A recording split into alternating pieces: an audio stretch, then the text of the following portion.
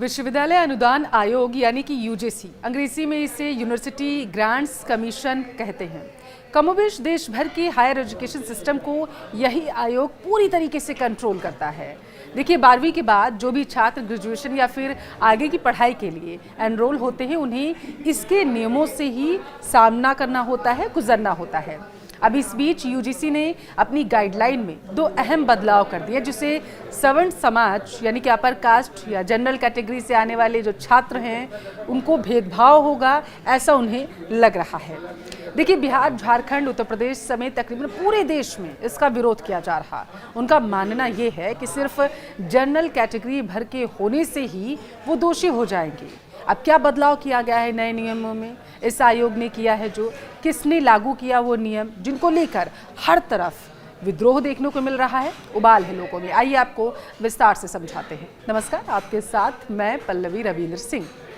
देश के उच्च शिक्षण संस्थानों में जातिगत भेदभाव को जड़ से मिटाने के लिए यूजीसी ने 13 जनवरी 2026 को नए नियम लागू कर दिए।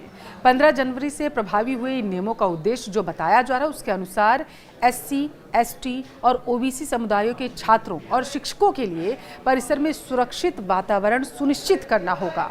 हालांकि यहाँ ये जानना जरूरी है कि नियमों ने आरक्षण जैसे एक नए विवाद को एक बार फिर से जन्म दे दिया है। सवर्ण समाज के विभिन्न संगठनों ने इसे सामान्य वर्ग के लिए विरोधी बताया है और उन्हें सड़कों पर प्रदर्शन करने के लिए मजबूर कर दिया। देखिए, विवाद का मुख्य केंद्र झूठी शिकायतों के खिलाफ दंड का प्रावधान हटाना और सवर्णों को इस सुरक्षा चक्र से बाहर का रास्ता दिखाना है। सवर्णों को इससे बाहर रखना मुख्य बात है। यूजीसी के नए नियमों में क्या है खास, ये जानना आपके लिए जरूरी है। यूजीसी ने उच्च शिक्षा संस्थानों में समानता को बढ़ावा देना विनियम 2026 के तहत हर संस्थान में समान अवसर केंद्र यानी कि ईओसी और इक्विटी समितियों का गठन पूरी तरीके से अनिवार्य कर दिया है। इसमें पहली बार ऐसा हो रहा है कि ओबीसी को भी भेदभाव के दायरे में शामिल कर लिया गया है। अब इन नियमों के अनुसार किसी भी संस्थान के प्रमुख यानी कि जैसे कुलपति होते हैं, प्राचार्य होते हैं, को भेदभाव के खिलाफ सीधे जवाबदेह बनाया जा सकता है। जो नए नियम हैं उनके अनुसार किसकी सिफारिश पर लागू हो रहा है ये नियम? देखिए, बताया जा रहा है कि संसद की शिक्षा, महिला, बाल और युवा संबंधी मामलों की संसदीय समिति ने यूजीसी का जो ड्राफ्ट है उसे रेगुलेशन की समीक्षा की थी, इसे तैयार किया था। फिर 8 दिसंबर 2025 को अपनी रिपोर्ट सरकार को उन्होंने सौंप दी। मध्य प्रदेश के पूर्व मुख्यमंत्री जो हैं और कांग्रेस के राज्यसभा सांसद रहे दिग्विजय सिंह इस समिति के चेयरमैन बताए जा रहे हैं।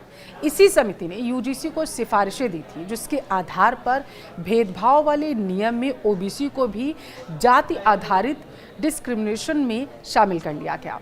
अब इससे पहले ओबीसी जातियों को यूजीसी के ड्राफ्ट में पहले नहीं रखा जाता था।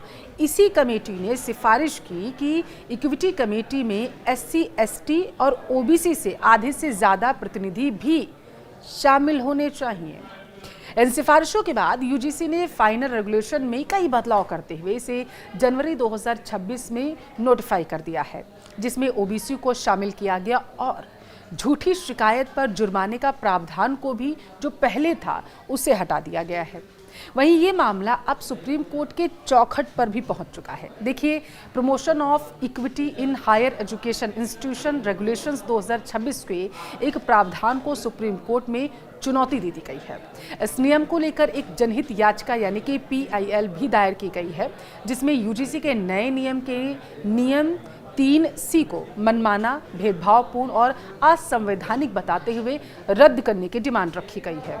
याचिकाकर्ता का आरोप है दरअसल कि ये प्रावधान उच्च शिक्षा संस्थानों में समानता को बढ़ावा देने के नाम पर कुछ वर्गों, खासकर अगर हम बात करें जो लोग विरोध कर रहे हैं यानी कि सामान्य वर्ग के लोग, उनके खिलाफ भेदभाव को और ज़्यादा बढ़ावा दे देगा। नई गाइडलाइन को लेकर यूजीसी की दलील क्या है, अब वो आपके लिए जानना बेहद ज़रूरी है। दावा ये किया जा रहा है कि यूजीसी के नए नियमों का उद्देश्य कैंपस पर जाति, धर्म, लिंग, जन्म स्थान, विकलांगता आदि के आधार पर होने वाला जो भेदभाव है उसे पूरी तरीके से समाप्त कर देगा, खत्म कर देगा। इन नियमों के तहत सभी उच्च शिक्षा संस्थानों जैसे कि विश्वविद्यालय, कॉलेज में इक्विटी कमेटी गठित करने का प्रावधान है जो शिकायतों की जांच करेगी और दोषियों पर कार्रवाई भी की होगी, जैसे डिग्री रोक देना, संस्थान की मान्यता रद्द कर देना, जो भी कार्रवाई होगी उसके आधार पर किया जाएगा। देखिए, सवर्ण संगठनों का सबसे बड़ा जो ऐतराज है भेदभाव की परिभाषा और शिकायत की प्रक्रिया को लेकर है। ये देखा जा रहा है, जैसा प्रदर्शन हो रहा है लगातार उनकी तरफ से डिमांड भी यही की जा रही है। देखिए, इसे समझना आपके लिए बेहद ज़रूरी हो जाता है क्योंकि नए नियमों में झूठी शिकायतों को हतोत्साहित करने वाले 2012 के पुराने प्रावधान को हटा दिया गया है। विरोधियों का तर्क है कि इससे सामान्य वर्ग के जो शिक्षक होंगे, छात्र होंगे, उनको निशाना बनाने के लिए कानून का दुरुपयोग भी किया जा सकता है क्योंकि झूठी शिकायत जो करेगा उसके खिलाफ कोई कार्रवाई होगी ही नहीं, क्योंकि जो पहले होती थी 2012 के उसमें उसे हटा दिया गया। अब क्योंकि गलत शिकायत दर्ज कराने वाले पर किसी भी दंड का डर नहीं रह जाएगा उसे, इसी को लेकर के विरोध है। प्रदर्शनकारियों का कहना है कि यह नियम सवर्ण समाज के लिए मानसिक आरक्षण जैसा रह जाएगा, जहां उनकी बात सुनने वाला ही कोई नहीं होगा जब तंत्र ही नहीं होगा। बिहार, झारखंड, उत्तर प्रदेश से लेकर दिल्ली तक सवर्ण संगठनों ने इसे संविधान की मूल भावना के खिलाफ बता दिया। विपक्षी दलों ने भी इस मुद्दे पर सरकार को घेरना अब शुरू कर दिया है, जिससे कैंपस की राजनीति अब पूरी तरीके से गर्मा चुकी है। देखिए, ओबीसी जातियों को इसमें शामिल करने और झूठी शिकायत पर कार्रवाई नहीं होने को लेकर सामान्य वर्ग छात्र इसे दूसरा SC/ST एक्ट मान रहा है। अब ध्यान देने वाली बात यह है कि इन नियमों का पालन न करने वाले विश्वविद्यालय और कॉलेज पर UGC ने कड़ी कार्रवाई का भी प्रावधान रख दिया है। दोषी पाए जाने वाले संस्थानों को सरकारी ग्रांट यानी कि अनुदान रोकी जा सकती है, उन्हें नई डिग्री शुरू करने से भी प्रतिबंधित किया जा सकता है और गंभीर मामले अगर कोई पाया जाता है तो उनकी मान्यता तक रद्द की जा सकती है। जनरल कैटेगरी से आने वाले छात्रों का अब ये मानना है कि ये नियम उन्हें पहले से दबाने वाला मान लिया गया है। वहीं SC/ST OBC को पीड़ित इस नियम के तहत मान लिया गया है।